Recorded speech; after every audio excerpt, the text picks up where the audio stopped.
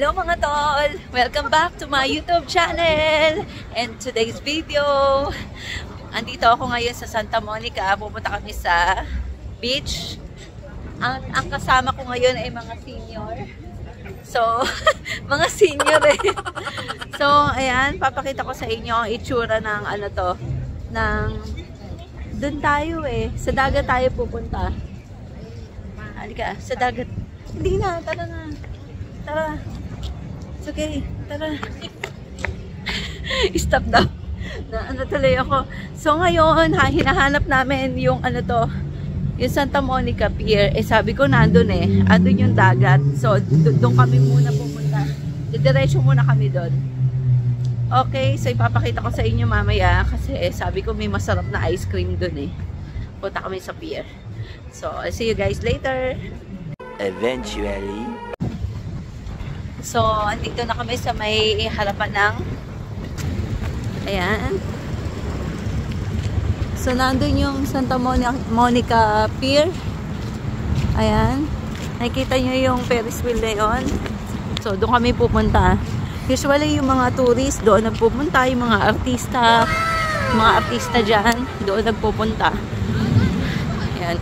Makikita nyo lagi mga ano to eh, nasa TikTok. Ayan, doon mo makikita yun sa gitna. Ang ganda naman ng bahay na yun, kulay pink. Parang dollhouse. Yeah. Ang laki ng bahay ni Kim Cho eh.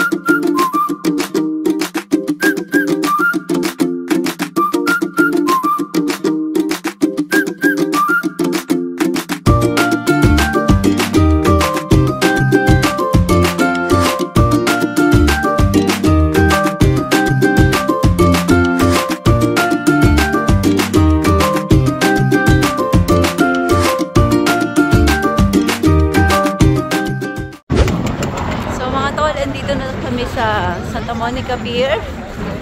Ayan siya, sobrang daming tao oh. Ayan, grabe oh. No? Parang langgam doon oh. Parang langgam. Ayan, ito yung mga pinupuntahan lagi ng mga turista, ng mga Pilipino.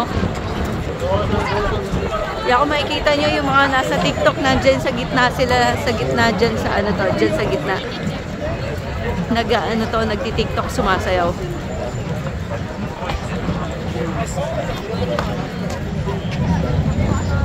Grabe, sobrang dami. Yan yung mga sasakyan, no? Puno-puno, oh. Pwede ka mo lang gumaro sin Carlo, yo.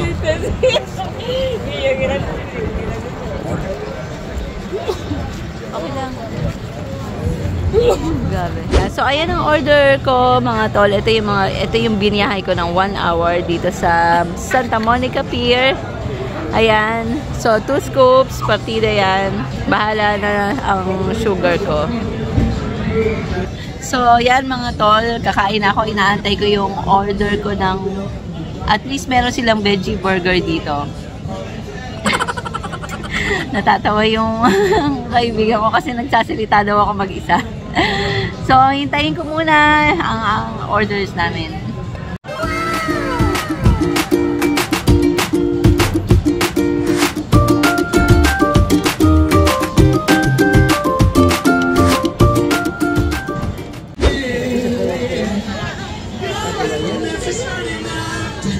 So, ang daming tao.